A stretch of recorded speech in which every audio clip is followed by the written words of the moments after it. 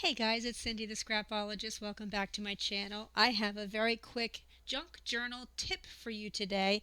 I'm calling this one Think Outside the Box.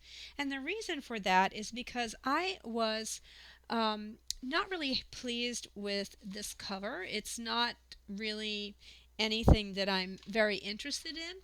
And when I was taking it apart, though, I started looking at the inside of the covers.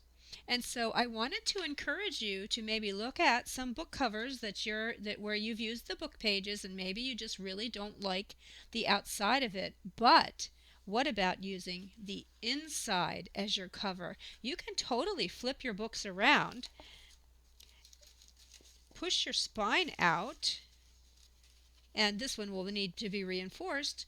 But what about that for a cover? Now that I love. This would be the front and this would be the back. And same with this one. Now this one, it has a back cover. It's just been taken apart. The spine fell apart.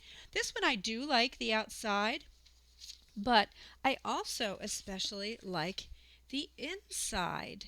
So what if I had this marbled paper for my front and kind of collaged this, and that would be the back of my book.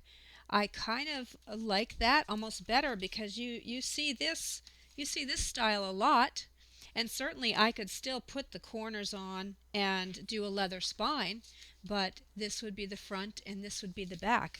So doesn't that look so much better than the picture that I showed you at the very beginning with these two boring book covers? Now I have something that's really inspiring me to create. So think outside the box today. Go check the inside covers of any ugly books that you might have.